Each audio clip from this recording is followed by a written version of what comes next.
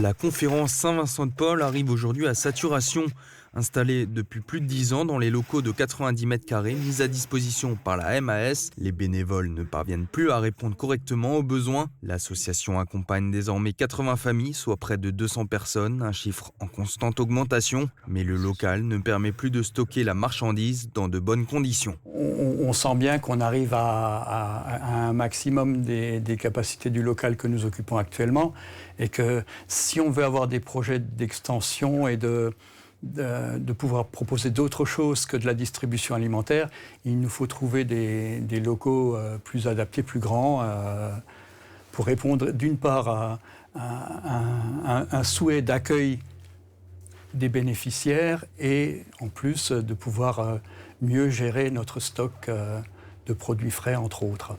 Chaque lundi, les denrées récupérées au Super U de Rohrbach doivent être distribuées en moins de 2 heures, faute d'espace réfrigéré suffisant. Aujourd'hui, les 10 bénévoles font ce qu'ils peuvent. Entre la préparation des paniers, le stockage, la distribution alimentaire et même le portage à domicile, le lieu n'est tout simplement plus adapté. La conférence Saint-Vincent-de-Paul souhaite acquérir un lieu plus chaleureux. Si je pouvais rêver, je dirais je voudrais trouver au moins 150 mètres carrés, de plein pied de préférence pour avoir un minimum de manipulation et puis quelque chose qui nous permette d'accueillir les bénéficiaires à l'abri avec pourquoi pas un petit coin où on puisse leur proposer systématiquement un petit café, de quoi s'asseoir et faire échanger plus facilement en attendant de passer par exemple de faire la redistribution, quoi. Un projet qui permettrait d'améliorer largement l'accompagnement proposé après plus de 10 ans d'existence et plus de 500 familles aidées depuis la création de la conférence.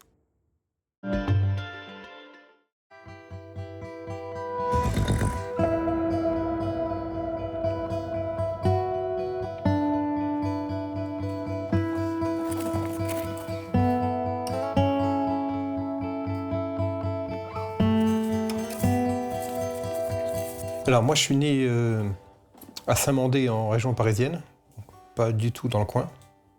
Et ça fait 98 où on s'est installé ici. À force de monter à cheval et de voir les artisans maréchaux travailler, l'idée a fait son chemin et après avoir fait un CAP d'ébéniste, je me suis orienté vers un apprentissage en maréchalerie. Donc j'avais 17 ans. Mon patron d'apprentissage, M. Pasquet, à qui je dois énormément. C'est là que j'ai appris toutes les bases du métier, quoi. Je me suis débrouillé pour les faire aller travailler chez des patrons chez qui je pouvais apprendre des choses intéressantes. Sur Chantilly, donc le temple du cheval de galop. Et puis après, Salon de Provence, Francfort en Allemagne, le lac de Constance, le Bodensee, un petit peu en Alsace, et après je me suis mis à mon compte et je suis arrivé ici. Donc à force de forger, comme on dit le proverbe. Donc ça vient. Toute la partie théorique, ça s'apprend dans les bouquins, machin, etc. Mais d'aller au contact du cheval et gagner sa confiance, c'est ça qu'on arrive à développer auprès de patrons qui savent le faire et qui savent transmettre. C'est la relation au cheval et le fait de pouvoir faire quelque chose pour améliorer le confort du cheval. C'est ça qu'il faut voir, c'est la question qu'on se pose quand on fait le cheval, c'est qu'est-ce qu'on peut faire pour qu'il marche de la manière la plus confortable possible. Il faut vraiment être près du cheval, comprendre le cheval, s'adapter au cheval, parce que pas l'inverse, sinon ça marche pas. Quand j'aborde un cheval, quand j'ouvre la porte du box, le cheval doit sentir que je suis là pour son bien-être. Donc c'est vraiment ça l'idée, et c'est là où on tire un peu de satisfaction, c'est de voir qu'un cheval qui nous a jamais vus, nous donne sa confiance en l'espace de quelques secondes. Voilà, j'ai des clients que j'ai depuis le début. Donc c'est plus tout à fait une relation client professionnelle, c'est des gens que je connais bien, qui me connaissent et tout. Et on travaille en toute confiance, et c'est ça l'intérêt, c'est-à-dire que ça me permet de suivre leurs chevaux sur une longue période. Ça me permet de voir l'évolution, ça me permet de pouvoir mieux appréhender le ferrage. Donc on regarde le cheval, comment il se déplace. Une fois qu'on a vu les aplombs, les défauts qui étaient à corriger ou pas, donc on enlève le vieux fer, on coupe la corne qui a poussé en excès, on sélectionne le fer à cheval qui correspond à la taille et au travail que doit effectuer le cheval, on l'ajuste. Après, on le broche avec les clous et on fait les rivets, la finition, et puis voilà. En gros, c'est 1 heure de travail par cheval. Je suis arrivé à tisser des relations soit avec les ostéopathes, soit avec d'autres collègues maréchaux avec qui je m'entends très bien, soit des professionnels qui sont moniteurs, monitrices, etc., qui sont aussi des gens passionnés que moi. Et donc, il y a une sorte d'émulation. Donc, quand il y a un souci, une difficulté, on peut se retrouver autour d'une table, discuter, voir ce qui est le mieux pour le cheval. Et c'est comme ça que ça fonctionne le mieux. Aller au boulot tous les jours avec le sourire. C'est de l'enthousiasme, sinon ça ne marche pas.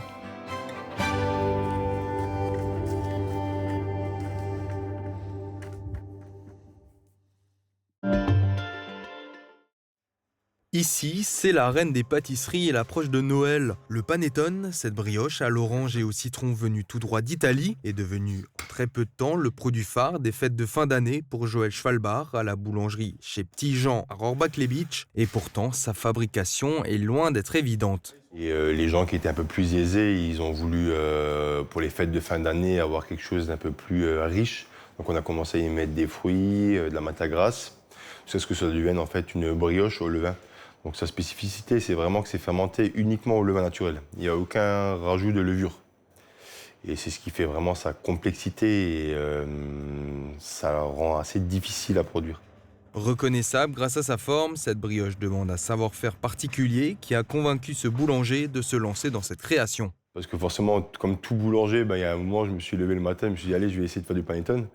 Et donc on se lance là-dedans, on prend un petit bout de notre levain de pain qu'on rafraîchit et on essaie de faire du panettone. Et en fait, on va droit dans le mur, ça ne marche pas du tout. Donc on a énormément de relevés à faire gaffe, on travaille au pH mètre. On fait gaffe à faire une culture de levure, donc c'est des levures en fait qui supportent bien les milieux sucrés, des milieux assez secs. Donc on fait une culture de levure et de bactéries. Depuis 7 ans maintenant, et après avoir été formé auprès d'un grand nom de la pâtisserie italienne, le Milanais Alessandro Petito, Joël Schwalbach propose désormais 7 parfums différents de panettone qui ont su trouver leur public. Il y a 5-10 ans, je dirais qu'on n'en entendait pratiquement pas parler du panettone en France. En Italie, bien sûr que oui, mais en France, pas. Quand j'ai commencé le métier, pas du tout. Au jour d'aujourd'hui, c'est un produit qui devient un peu à la mode. Enfin, c'est plus qu'une mode parce que je pense que c'est vraiment quelque chose de bon. Chaque année, entre novembre et décembre, environ 5000 panettones sont confectionnés dans ces fours. Saisir l'ouvrage du Fort Cassot. Ce mercredi, la 16e compagnie des chasseurs à pied menait l'assaut final d'un exercice commencé il y a 10 jours sur le camp de Bitches. Un entraînement de fin d'année conduit par la compagnie d'éclairage et d'appui en partenariat avec la 3e compagnie du bataillon de chasseurs ardennais belges. Un scénario en conditions réelles mené après un déplacement du groupement commando blindé qui a permis de travailler une tactique bien précise. Alors tout le long, on les a ralentis par différents points, carrefours, où on s'est posté, on s'est camouflé pour ensuite les déceler et les détruire, ensuite rompre le contact, c'est-à-dire reculer petit à petit, point par point, pour les freiner ici même jusqu'au Fort Cassot. Cet exercice a mobilisé des moyens importants, 300 militaires, une trentaine de véhicules et plusieurs hélicoptères de combat. 10 jours d'entraînement intensif rythmés par une première phase de tir et d'échange entre sections françaises et belges, puis une seconde en terrain libre. Près de 40 km à pied ont été parcourus par les militaires au cours de cette semaine d'exercice organisée pour répondre à un but précis. L'objectif de cette semaine, c'était de renforcer nos liens qu'on entretient avec l'armée belge. Donc, parce que cette semaine, nous avons fait un exercice partenaire avec l'armée belge dans le cadre du partenariat CAMO qui lie la France à l'armée belge. Et donc cette semaine, donc une compagnie complète du bataillon de chasseurs ardennais belge était avec nous pour s'entraîner sur le camp de Bitches et puis pour finir en terrain libre cette semaine à Rohrbach-les-Bitches aujourd'hui. Sur le terrain, Français et Belges ont travaillé main dans la main, partageant leur savoir-faire et leurs méthodes, une coopération qui pour les deux parties s'est déroulée dans d'excellentes conditions. Couverture, crépissage, peinture et isolation. Avec Modern Habitat, votre maison sera belle et confortable par tous les temps. Radio Studio 1, 105.8. Toute l'énergie du 80 pop rock, toute l'info locale et encore plus. À Bitches, à Sarreguemines et partout où vous êtes. Radio Studio 1. Super Horbach vous accueille au quotidien et par tous les temps. Nos traiteurs vous servent avec le sourire au rayon charcuterie. Et pour des desserts toujours plus réussis, rendez-vous dans notre boulangerie-pâtisserie. La météo avec U, commerçant autrement. Bonjour tout le monde, on débutera la matinée de demain sous quelques gouttes de pluie. Et même si les averses s'arrêtent rapidement, on conserve un ciel très couvert pour le reste de la journée. Les températures minimales iront de 3 à 4 degrés et les maximales de 6 à 7 degrés. Demain, nous fêtons les Odile et il fera jour de 8h16 à 16h35. Passez tous encore une belle journée et un excellent week-end.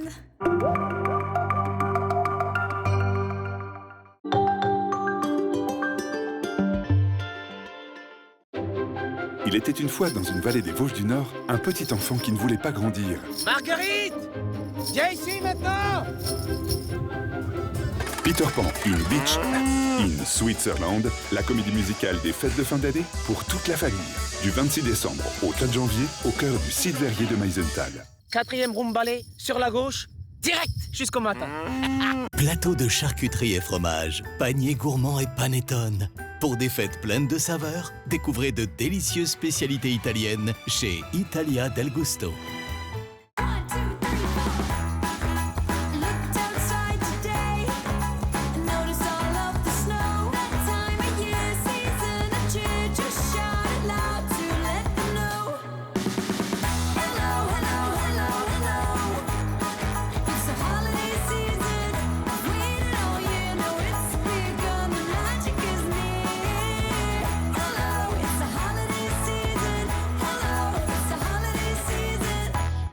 Pour vos repas de fête, votre magasin Intermarché s'occupe de tout. Plateau de fromage, charcuterie ou fruits de mer, commandez dès maintenant par téléphone. Offrez-vous la gourmandise de nos foie gras du Sud-Ouest. Et pour le dessert, n'oubliez pas de réserver une délicieuse bûche de Noël dans notre boulangerie. Intermarché, tous unis contre la vie chère.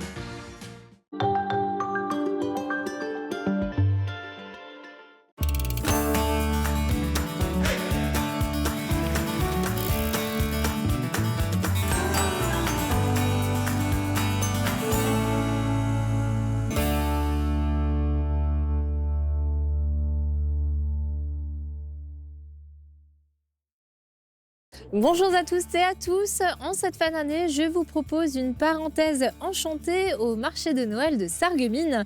Jérémy Kahn, le manager de Centre-Ville, m'accompagnera pour découvrir les nombreuses animations imaginées par la ville. Il me guidera également parmi les 35 chalets d'exposants dans une ambiance féerique où se mêlent parfums de vin chaud et gourmandises sucrées-salées.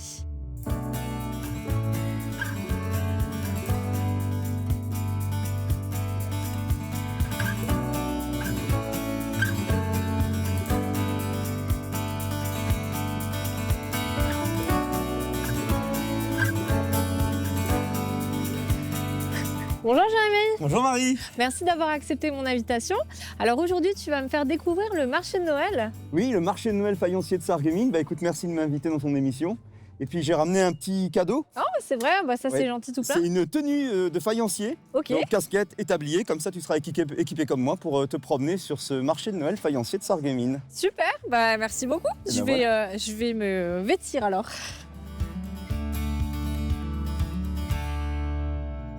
Alors j'ai enfilé ma tenue de faïencière, ça me va comme un gant, n'est-ce pas? Magnifique.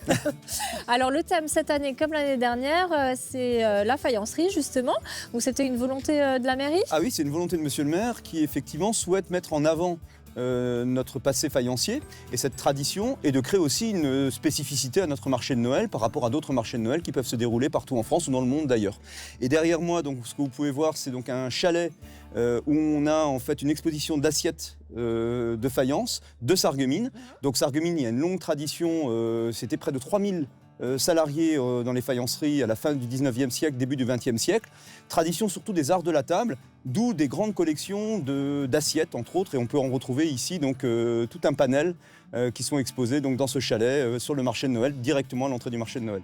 Et tout au long de notre balade, on va voir, il y a des petits clins d'œil, il y a des petites références à ce passé faïencier. Exactement, il y aura des clins d'œil partout dans les décorations qu'on va pouvoir voir, et puis donc effectivement dans nos tenues aujourd'hui, avec un des logos, alors qui est un peu un petit anachronisme, parce que c'est Digoin Vitry-le-François, donc c'est plutôt les années 20, Mais bon, nous, on a plutôt voulu retracer cette histoire vraiment de l'apogée des faïenceries, donc fin du 19e, début du 20e, en espérant peut-être qu'un jour, nous ayons aussi une relance de cette activité faïencière à Sarreguemines, qui sait. Pourquoi pas. Bon, on va découvrir le reste alors. Allez, c'est parti pour cette balade faïencière.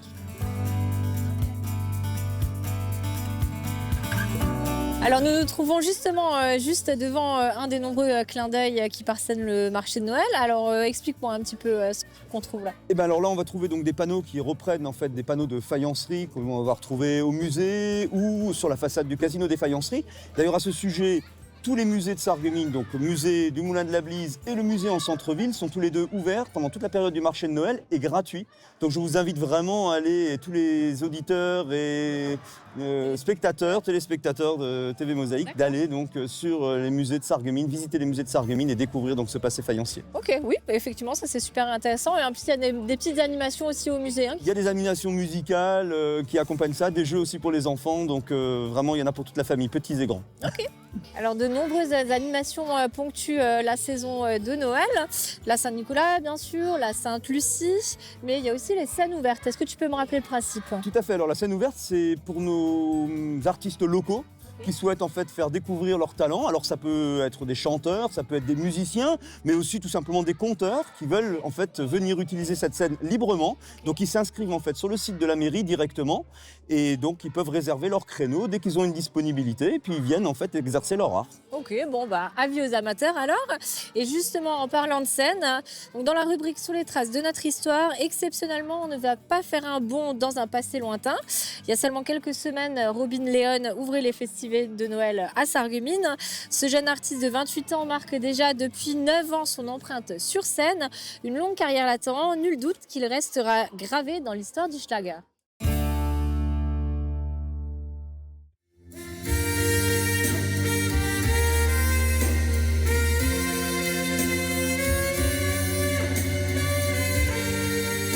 Il a lancé les festivités dans la cité faïencière. L'artiste alsacien Robin Leon était en concert à côté de l'hôtel de ville à Sarreguemines. Le chanteur et musicien s'est produit pendant plus d'1 heure devant un large public. Sa voix et son instrument favori, la trompette, ont réchauffé l'ambiance et ont fait danser les spectateurs. Sarreguemines a marqué le début de sa tournée pour les fêtes de fin d'année. Petit Papa Noël, quand tu descendras du ciel, avec tes jouets par milliers.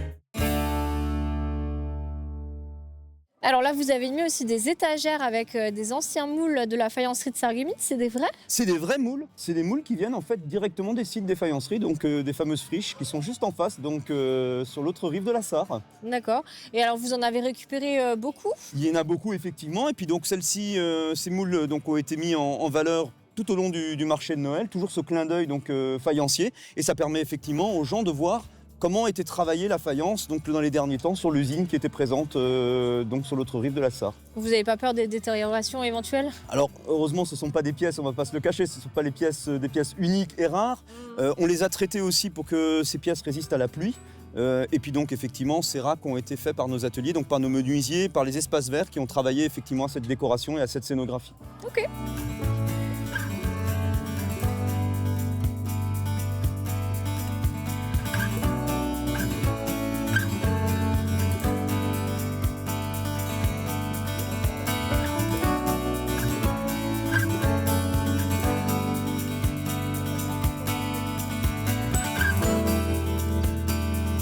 Bon bah merci pour cette soupe que vous nous avez gentiment offert.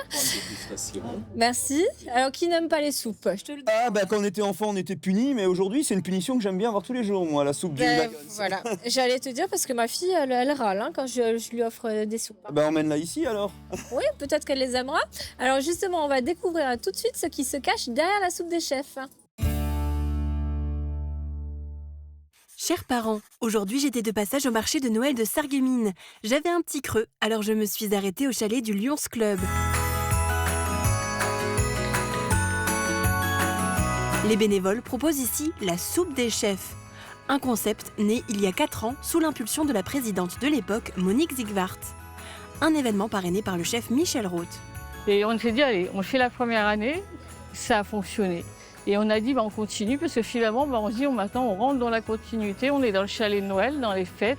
Et pour nous, maintenant, c'est un peu devenu une institution, je pense. Cette année, je pense qu'on s'est vraiment démarqué des autres années. Et il y a même du monde déjà qui arrive le matin avant l'ouverture du chalet. Et donc là, je pense que cet après-midi, ils auront... On est au dernier pot. On est au dernier pot. Ouais, on est au dernier pot.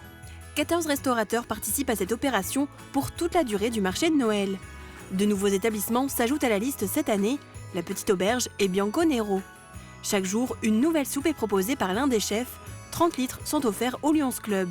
Le boulanger-pâtissier Julien Frelich offre quant à lui des bretzels qui sont ensuite proposés à la vente par les bénévoles. Tout ce qui est reliquat, c'est donné à une association qui s'occupe des personnes en difficulté et qui font des maraudes la nuit sur Sarreguemines. Donc ils récupèrent tout le soir ou le lendemain et donc ils redistribuent aux bénéficiaires.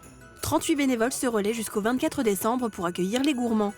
Les bénéfices de l'opération permettront d'acquérir du matériel pour le service polyhandicapé adulte du CHS de Sarreguemines. En parallèle, une vente de gourdes est organisée par le Lions Club au niveau national. Ces bénéfices sont reversés à la recherche contre le cancer infantile.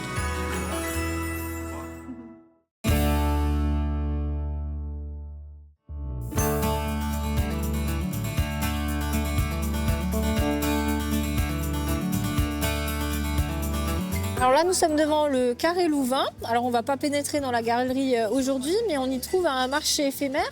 Quel type de produits on peut retrouver? Beaucoup de produits artisanaux. Donc, on aura 2 cellules qui vont être dédiées à des producteurs locaux ou des artisans locaux qui viennent donc vendre leur production tous les week-ends du marché de Noël. Okay. La boutique des Amis du Musée qui, elle, fonctionne par contre toute la semaine. Okay. Et puis aussi une boutique de producteurs locaux qui sont présents déjà depuis plusieurs années dans le Carré Louvain. Et puis...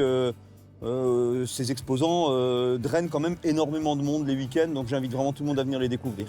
Alors il y a une petite particularité aussi, c'est que les parkings sont gratuits les week-ends, il me semble. C'est ça, les samedis et les dimanches, donc parking du Moulin et parking du Carré Louvain, donc les 2 parkings sont gratuits effectivement tous les week-ends. Et toute la journée? Toute la journée, donc samedi et dimanche. D'accord, et sinon c'est 1 heure le Carré Louvain? Sinon entre-temps, le reste de l'année effectivement et le reste de la semaine, 1 heure au Carré Louvain, 30 minutes au parking du Moulin et aussi 30 minutes de gratuité sur les parkings de la Poste, parking de l'Hôtel de Ville et 15 minutes partout en voirie, donc dans l'ensemble des rues, toute la semaine et les week-ends. Si on a une petite course à faire, effectivement, c'est bon de le retenir. Hein. Exactement, c'est des bons plans. Et les magasins du centre-ville, est-ce qu'ils sont ouverts pendant la période de l'Avent le week-end? Oui, les dimanches, en général les dimanches après-midi, donc jusqu'à Noël. Ok.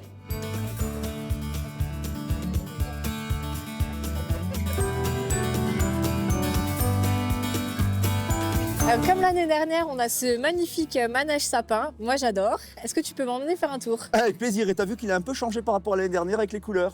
Oui, c'est ce que ma fille m'a fait remarquer, donc elle avait raison. Exactement. Bon, et on y va? Oui, allons-y. Allez, c'est parti. 3 places, s'il vous plaît. Merci beaucoup. Allez, c'est parti. On y va.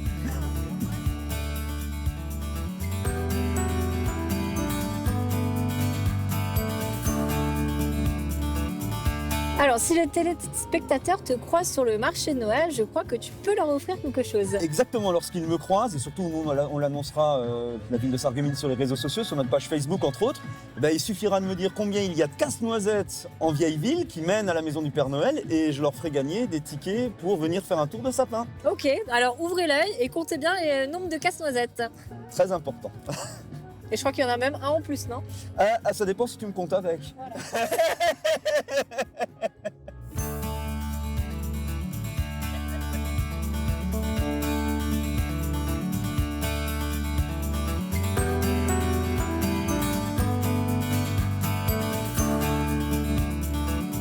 Alors, qui dit marché de Noël, dit vin chaud.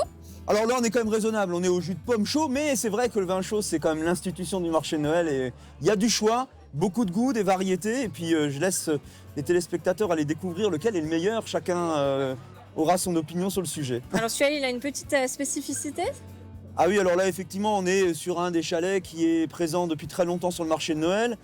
Alors son vin chaud, effectivement, il y met beaucoup d'épices. Vous l'entendrez peut-être en parler lorsque vous venez en commander un chez lui sur ses spécificités. Mais chacun a sa recette un peu secrète de son vin chaud. Ok, alors on va déguster. On trinque avant? Eh ben à la tienne. À la tienne.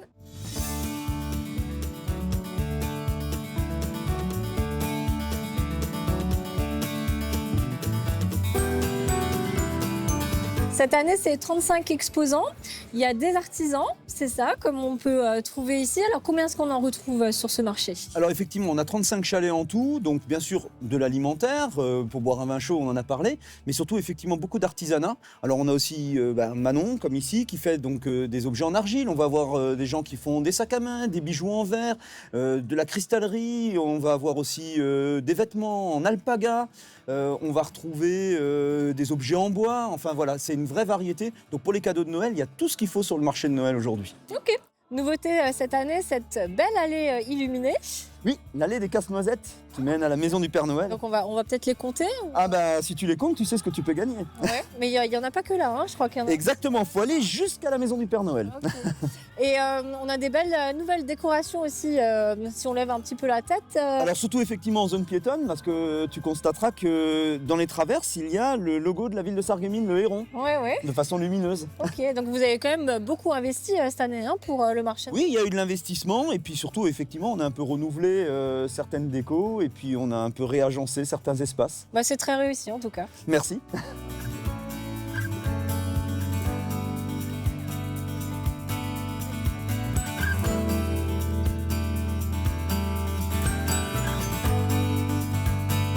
Nous nous trouvons sur la place du marché. Alors ici, c'est vraiment le paradis des enfants. On a la maison du Père Noël juste derrière. Alors là, elle n'est pas ouverte, c'est dommage. Oui. Seulement le week-end. Alors c'est effectivement les mercredis après-midi et puis les week-ends pour venir rencontrer le Père Noël, qui est la star du marché de Noël. Et sinon, on peut déposer notre petite lettre dans la boîte aux lettres. Bah, très important, surtout pas oublier pour ces petits cadeaux. Les tables là-bas, on peut admirer les animaux. Alors il y a les animaux de la ferme du parc municipal avec notre âne. Alors ça peut être Alphonse ou Roudoudou. Hein. Et puis bien sûr, effectivement, nos moutons et autres animaux de basse-cour. Ok. Et puis on a aussi la caravane Chouette Animation qui propose des activités pour les enfants. Exactement, donc à retrouver. Donc ça, je vous invite à aller regarder le programme du marché de Noël pour retrouver les dates. Et effectivement, les enfants pourront faire des bricolages dans la caravane Chouette Animation. Et pour en découvrir plus, regardons tout de suite notre pastis du jour. Au cœur du marché de Noël, une nouvelle caravane a fait son apparition. Celle de Virginie Jacquemin, créatrice de Chouette Animation.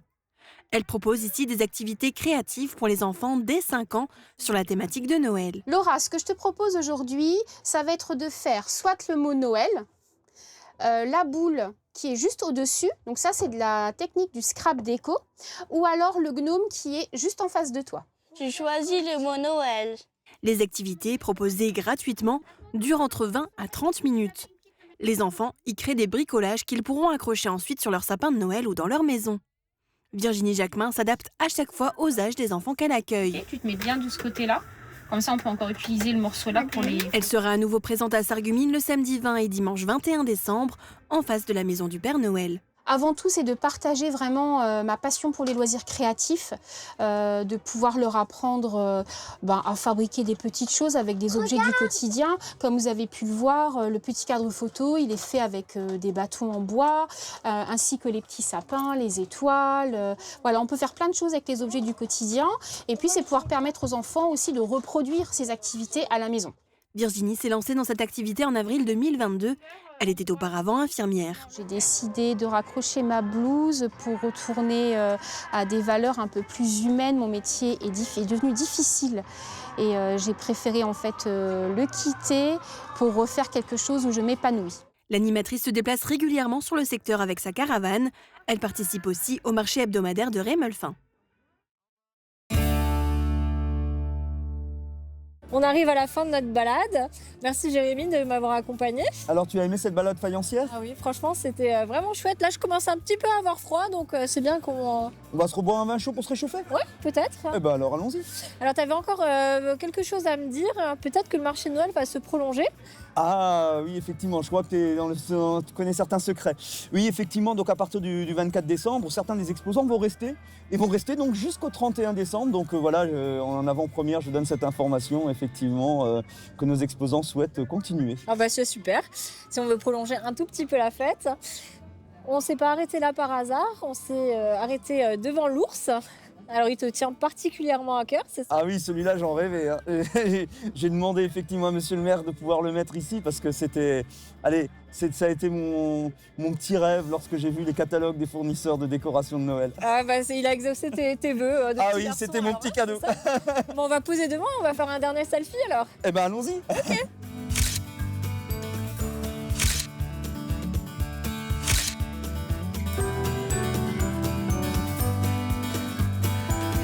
De mon côté, je vous donne rendez-vous le mois prochain pour de nouvelles aventures.